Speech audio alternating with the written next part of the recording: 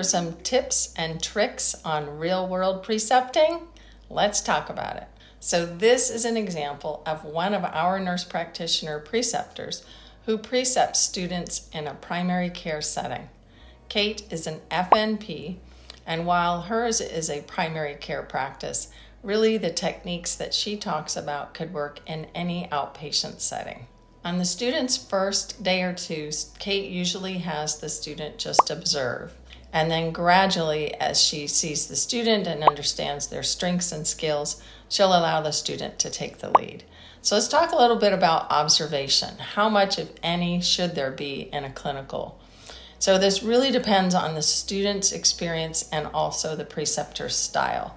Some preceptors accept students to just jump in there and start seeing patients from day one. So it's really important for students to try and find that out beforehand so there's no surprises when you get into clinical. Personally, I suggest allowing the student to observe at least a few patients so the student can see the preceptor style and the preceptor can see how the student interacts with patients. And regarding ongoing observation, really, students need the hands-on experience. So keeping observation to a minimum is ideal, unless it's a brand new procedure or experience for the student.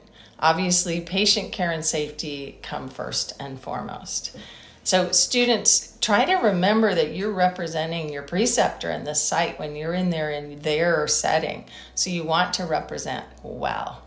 Don't be afraid, though, to get in there and start working with patients when your preceptor has given you the green light. It's the best way to learn.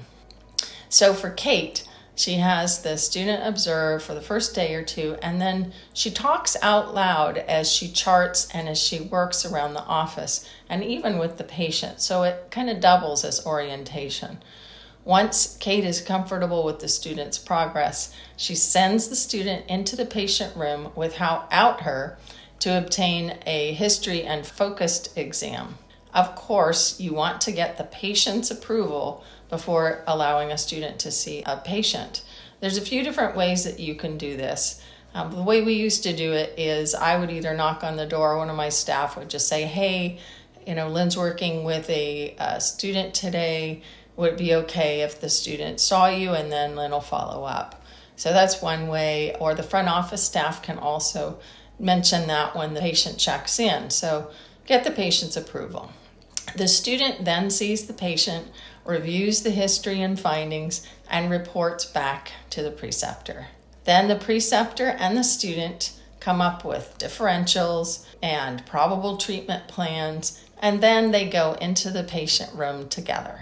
Kate then performs her own exam, clarifies any questions and history, and they finish up the visit. So let's talk about charting. Charting can be done a number of different ways, but it is super important that students learn how to chart so that they'll be prepared in the real world. One option is that the student can act as the preceptor's scribe. So the preceptor talks while the student writes.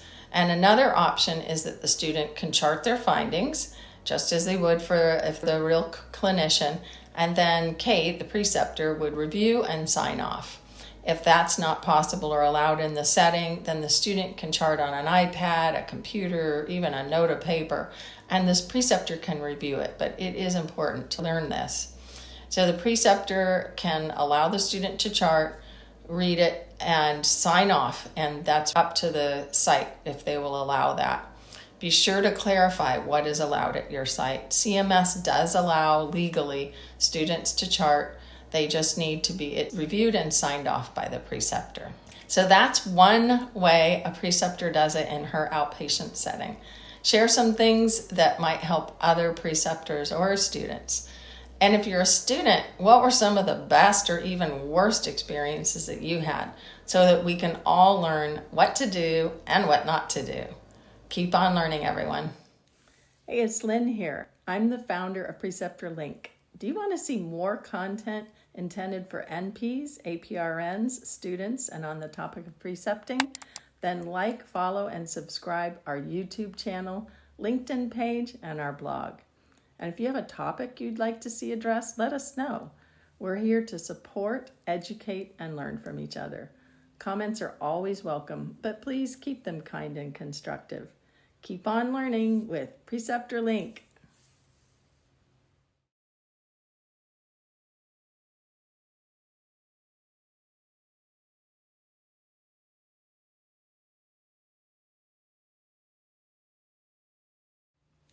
Hey, it's Lynn here. I'm the founder of PreceptorLink.